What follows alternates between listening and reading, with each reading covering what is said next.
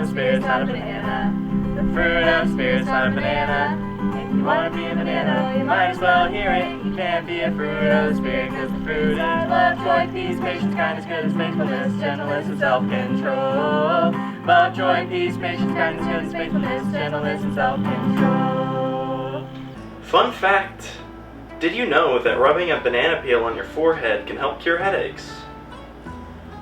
Hi guys, I'm Hazel. I'm Adam.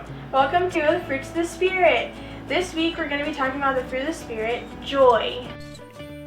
Jesus continued, "There was a man who had 2 sons.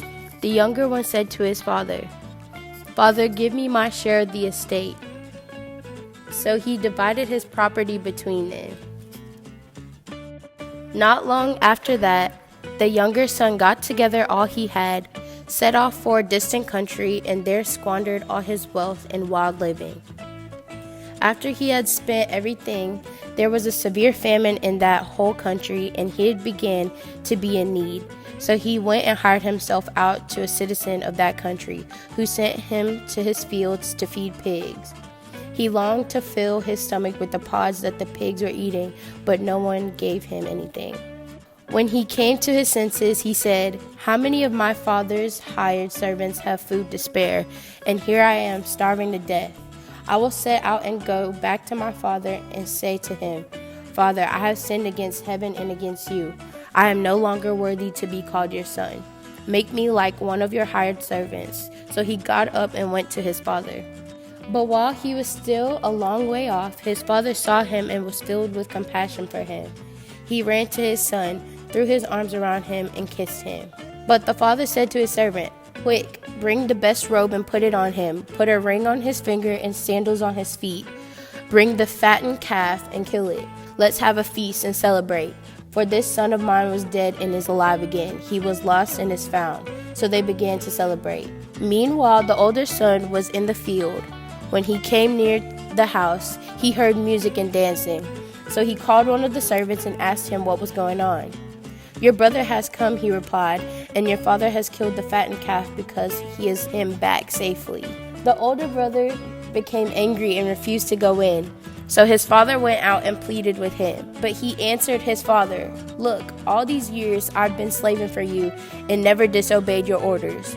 Yet you never gave me even a young goat so I could celebrate with my friends. But when this son of yours, who has wasted all of your money, you killed the fattened calf for him.' 'My son,' the father said, 'you are always with me, and everything I have is yours. But we had to celebrate and be glad, because this brother of yours was dead and is alive again. He was lost and is found.'" Alright. In the beginning, the prodigal son thought that having his share of money and materialistic things would bring him joy. But in the end, it left him feeling empty. After realizing that he had sinned and looked for joy in the wrong places, he returned home and his father welcomed him with open arms. Sometimes we turn away from God and also try to find joy in the wrong places, like money and popularity. The good news is that God is always there to welcome us back into his arms, even after we have sinned and lost sight of the true joy that only he can give us. That joy that we can find in him can also be spread by loving those around us and showing kindness. This week, we want to challenge you to do a random act of kindness for somebody and show them a glimpse of that joy that we find in God. Galatians 5:22 through 23. And the fruit of the Spirit are love, joy, peace, patience, kindness, goodness, faithfulness, gentleness, and self-control. Okay, now y'all can join us. Galatians 5:22 through 23. And the fruit of the Spirit are love, joy, peace, patience, kindness, goodness, faithfulness, gentleness, and self-control. Thanks for watching! Make sure to join us next week when we talk about peace. Bye! Bye!